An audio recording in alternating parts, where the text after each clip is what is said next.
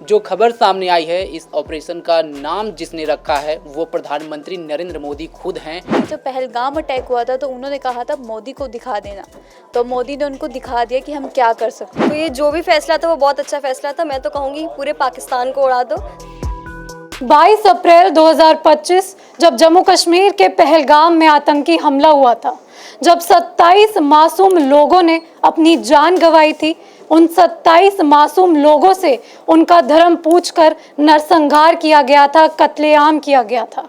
उनसे पूछा गया था कि तुम हिंदू हो, और फिर उन 27 महिलाओं के सामने उनका सिंदूर उजाड़ दिया गया था।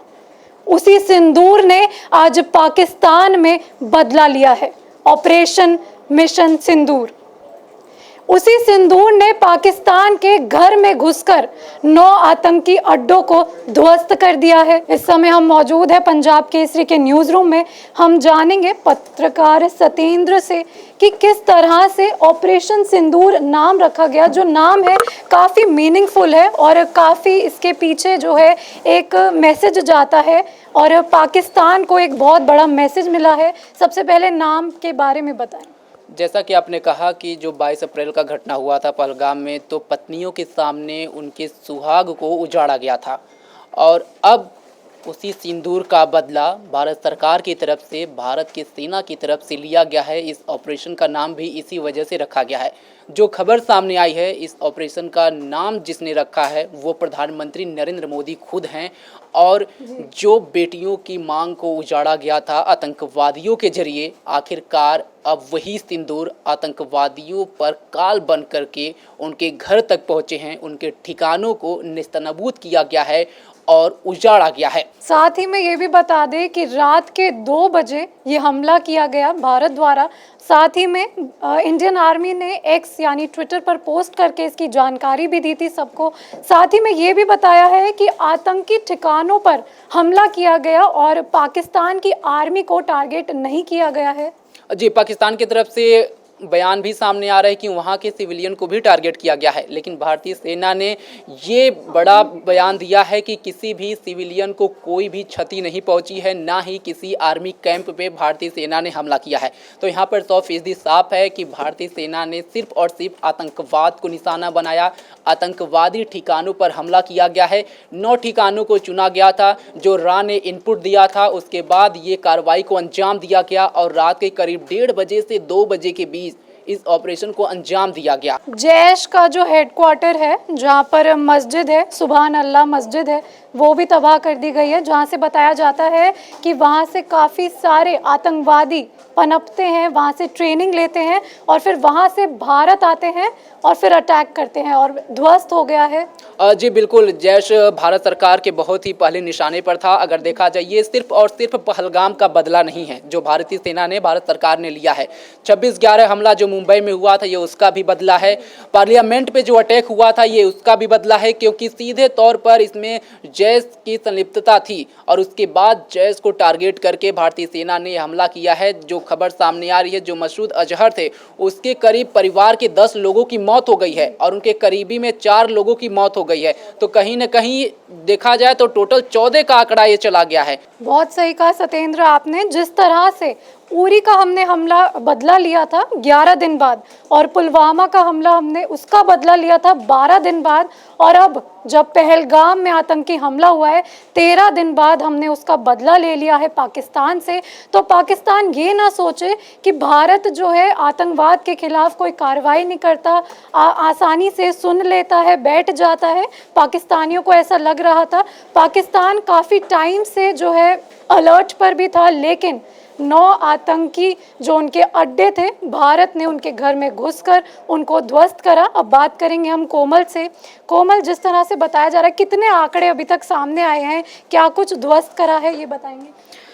भारत सरकार ने बड़ी कार्रवाई करते हुए ऑपरेशन सिंदूर के तहत 9 अड्डे थे। 25 मिनट के इस ऑपरेशन में 9 ठिकाने हैं, इनको टारगेट किया है और अभी तक जो आंकड़े सामने आ रहे हैं अरुंधति, वो 900 से ज़्यादा के बताए जा रहे हैं और ये आंकड़ा अभी बढ़ भी सकता है। और जिस तरह से जम्मू कश्मीर में जो स्थापित मोदी बंकर्स हैं, उनको भी लगातार तैयार किया जा रहा है, क्योंकि कहीं ना कहीं देश युद्ध की स्थिति में जाता हुआ नजर आ रहा है। और जैसे ही मोदी सरकार ने पहले भी अलर्ट जारी किया था मॉक ड्रिल को लेकर, वो भी जो है सभी राज्यों में अब फ्रंट फुट पर आकर जो है सारे राज्य सरकार तैयारियां कर रही है। और अब लश्कर ए तैयबा, हिजबुल, मसूद अजहर, ये तमाम जो आतंकी हैं उनके भी ठिकानों पर भारत सरकार ने जवाबी कार्रवाई दी है। और इस ऑपरेशन का जो नाम है ऑपरेशन सिंदूर, अब उस नाम को लेकर भी कहीं ना कहीं देशवासियों में एक उत्साह का माहौल देखा जा रहा है। कहीं ना कहीं इस ऑपरेशन सिंदूर से जो सबके इमोशन और संवेदनाएं जुड़ी हुई हैं, अब जो ये ऑपरेशन हुआ है सक्सेसफुल हुआ है, अब इसके आगे भी आप काफ़ी कुछ होगा जो कार्रवाई की तरफ से सामने आएगा। लेकिन अभी तक जो सामने आया है वो 900 आतंकी हैं अभी भी जो निकाला जा रहा है, उनके शव बाहर आ रहे हैं। जैसे में मेरे अभी सनील जी ने भी बताया है कि लगातार जो आंकड़े वो बढ़ भी सकते हैं, क्योंकि एयर स्ट्राइक छोटी मोटी एयर स्ट्राइक नहीं थी, ये काफ़ी बड़ी एयर स्ट्राइक थी और अब आंकड़े भी बढ़कर सामने आएंगे। साथ ही में ये भी है कि जल, थल और वायु से हमने अपने ही घर बैठे बैठे उनका घर जो है वो ध्वस्त कर दिया है। हमें जो सीमा है वो लांघनी भी नहीं पड़ी और यहीं से इंडियन आर्मी ने बहुत करारा जवाब दिया है। बिल्कुल, कहीं ना कहीं भारत सरकार ने अपने कूटनीतिक के साथ साथ अपने रणनीतिक शस्त्रों का भी जो है वो परिचय दे दिया है। भारत सरकार कहीं ना कहीं पराक्रम, वीरता, शौर्य का जो उन्होंने सीधे तौर पर परचम लहराया है, वो पाकिस्तान के साथ साथ विदेशी जो सरकार है, अंतर्राष्ट्रीय सरकार या मंच में जो भी देख रहे हैं, सीधा सीधा भारतीय सरकार का ये लेखा जोखा सबके सामने आ चुका है।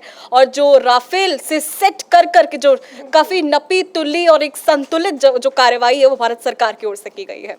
अच्छा, सिंदूर पे बताएं कि सिंदूर जो नाम है काफ़ी महत्व रखता है उन सभी 27 महिलाओं के लिए जिन्होंने अपने पति की जान गंवाई, अपने सामने अपना सिंदूर उजड़ता हुआ देखा। उन महिलाओं के लिए जो ऑपरेशन का नाम है वो काफ़ी इम्पोर्टेंस रखता है।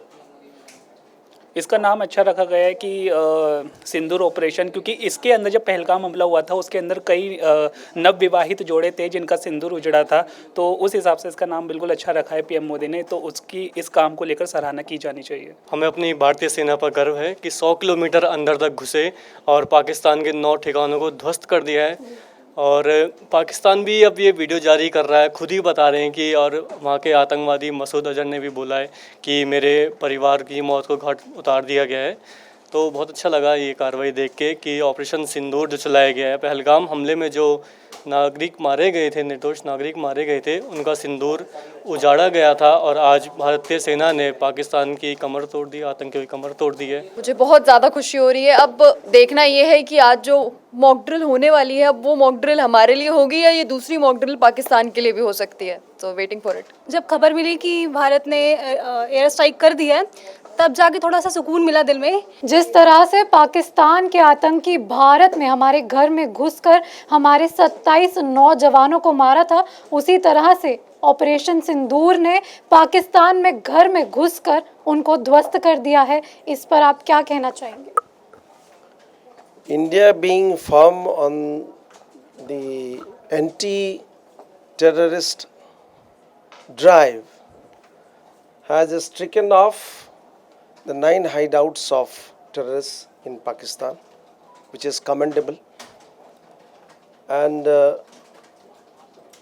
it's not hyperbolic to say that it should have started much earlier, but the government has planned, and I think there are many more things to happen in future. We will look forward for better befitting reply that India gives to Pakistan. मुझे लगता है कि भारत सरकार ने जो भी किया बिल्कुल सही किया और उन्हें और ज़्यादा स्ट्राइक करनी चाहिए। मुझे लगता है अभी बहुत कुछ है जो भारत सरकार ने नहीं किया, बट हमें अपनी सरकार पर पूरा भरोसा है कि वो आगे और कुछ प्लानिंग में होगी। बट जो भी किया उन्होंने बदला बहुत अच्छे तरीके से लिया, क्योंकि उन्होंने कहा था कि जब पहलगाम अटैक हुआ था तो उन्होंने कहा था मोदी को दिखा देना, तो मोदी ने उनको दिखा दिया कि हम क्या कर सकते हैं। अब ये वो भारत नहीं है जो हमला होने के बाद बिल्कुल शांत बैठ जाएगा। भारत सरकार का ये फैसला क्या कहें, मतलब इसकी तारीफ बंद ही नहीं होगी, क्योंकि आज जो सुबह हुई ना, उसमें कुछ बहुत अलग ही देखने को मिला। किसी ने नहीं सोचा था आज सायरन बजने वाला था भारत में 4 बजे, लेकिन इससे पहले पाकिस्तान में बज गया है और वहाँ पे एक अलर्ट किया गया है। अभी सिर्फ मुझे लगता है एक वार्निंग दी गई है, एक छोटा मोटा काम किया है, क्योंकि इनको बताना चाह रहे थे कि अभी बहुत सी चीज़ें जो हैं वो बाकी हैं। तो ये बस एक अलर्ट था, बाकी अभी जो पिक्चर है वो शायद बाद में रिलीज़ करेंगे। जो भी फैसला लिया है बहुत सही फैसला था, क्योंकि जो भी जम्मू कश्मीर में हुआ 26 लोगों की मौत हुई, उसका बदला तो लेना ही था। तो ये जो भी फैसला था वो बहुत अच्छा फैसला था। मैं तो कहूँगी पूरे पाकिस्तान को उड़ा दो। देखो, बहुत पहले से दिमाग में ये तो था कि जो भी होगा कुछ बड़ा होगा, शायद इससे भी ज़्यादा बड़े की उम्मीद है कि अभी तो ये ट्रेलर दिखा दिया है, आगे पिक्चर दिखाएंगे कि क्या कुछ होगा, लेकिन इतने से संतुष्टि तो नहीं है, और भी कुछ बड़ा होना चाहिए। आज की सुबह काफ़ी अच्छी रही, उम्मीद है ऐसी एक सुबह वापस आएगी जिससे पूरे देश के लोग खुश होंगे। ये तो बहुत ही कम है, मैं तो कह रहा हूँ एक बारी में उड़ा दो पूरा पाकिस्तान। जिस तरह से रात के अंधेरे में 2 बजे पाकिस्तान के घर में तबाही मच गई, इस पर क्या कहना चाहेंगे? रात को तो मैं सो रही थी, पर जब मैं मॉर्निंग में उठी तो मैंने इंस्टा खोला और देखा कि आतंकवाद का जो है अच्छे तरीके से सफाया हुआ है, और जो हमारे बेगुनाह लोग थे, जो 26 हिंदू थे जिन्हें उनके धर्म को पूछकर उन्हें मारा गया था, उस चीज़ को लेकर कहीं थोड़ा सुकून मिला दिल में कि हाँ, वो बदला जो है एक स्टेप आगे बढ़ा है पूरा होने के। और अभी बहुत समय है, पीएम मोदी जो है अभी बहुत कुछ करने वाले हैं, इसको लेकर भी तैयारियां चल रही हैं, और जो ये है एक नमूना था पाकिस्तान के लिए, और कहीं ना कहीं ये बहुत अच्छा है। जैसा करोगे वैसा भरोगे, जो आपने सुना ही होगा कि कहावत है, तो कहीं ना कहीं मेरे दिल को भी सुकून मिला और मुझे प्राउड मोमेंट फील हो रहा है आज, और कहीं ना कहीं पूरे देश में, पूरे भारतवासियों को ये प्राउड मोमेंट फील हो रहा होगा। देखिए, जिस तरह से घटना पहलगाम में हुआ था उसके बाद पूरा देश एकजुट हो गया था, क्या पक्ष क्या विपक्ष। विपक्ष के नेता भी उसका बदला चाहते थे। जिस तरह से उनका नाम पूछ के, उनका धर्म पूछ कर उन पर उनको मारा गया, उसके बाद पूरा देश एकजुट था। पक्ष और विपक्ष की कोई बात रह नहीं गई थी। विपक्ष भी इस मुद्दे को लेके चाहता था कि जिन्होंने इस तरह का भारत जिस तरह से इन्होंने घिनौना काम किया उसका बदला लिया जाए, और सरकार ने उसी तरह से काम किया है।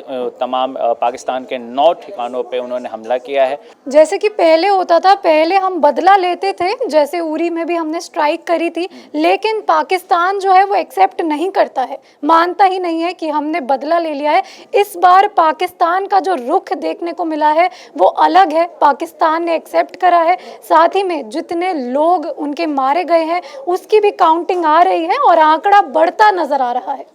देखिए, पाकिस्तान हमेशा से डिनाइल मोड में रहा है। पाकिस्तान पर आतंकवाद को लेकर आरोप कोई नए नहीं है। बहुत पहले से इस बात के आरोप पाकिस्तान पर लगते रहे हैं कि वो आतंकवाद को शह देता है। दुनिया में कहीं भी आतंकवादी हमला हो, दूर से कहीं ना कहीं उसके जो तार हैं वो पाकिस्तान से जुड़ी जाते हैं, लेकिन हमेशा पाकिस्तान डिनाइल मोड में रहता है। जैसे आपने उरी की बात की, तो उस समय भी एक ऑपरेशन किया गया था जिसको उसने डिनाई किया, लेकिन इस बार जो कार्रवाई हुई है वो इतनी विध्वंस है, इतनी ज़बरदस्त है कि वहाँ की जनता, आपने देखा होगा सोशल मीडिया पे, वहाँ के लोग ही जो हैं वीडियोस जो हैं ट्विटर पे और सोशल मीडिया पे डाल रहे हैं। तो इस बार इतनी ज़बरदस्त कार्रवाई हुई है कि वो चाह के भी इनकार नहीं कर सकता। बहुत खूब कहा राम जी, धन्यवाद। ये राम जी थे हमारे पंजाब केसरी के पत्रकार। इस समय भारत ने जो बदला लिया है सब उसकी सराहना कर रहे हैं, सब कह रहे हैं बहुत अच्छा किया है। भारत ने पाकिस्तान के घर में घुसकर जिस तरह से 9 आतंकी अड्डों को ध्वस्त किया ऑपरेशन सिंदूर के ज़रिए, और वही सिंदूर ने बदला लिया है जिस सिंदूर को भारत में घुसकर आतंकियों ने जिनके सिंदूर उजाड़े थे, उसी सिंदूर ने आज पाकिस्तान के आतंकियों को उजाड़ दिया है। पाकिस्तान के जो आतंकी हैं उनको ध्वस्त कर दिया है। आप लोग इस मिशन के बारे में, मिशन सिंदूर के बारे में क्या सोचते हैं? भारत ने जो पाकिस्तान से बदला लिया है इसके बारे में क्या सोचते हैं? अपनी राय कमेंट सेक्शन में ज़रूर दें। इसी तरह की तमाम खबरों और वीडियो अपडेट्स के लिए जुड़े रहें पंजाबकेसरी.com के साथ। धन्यवाद।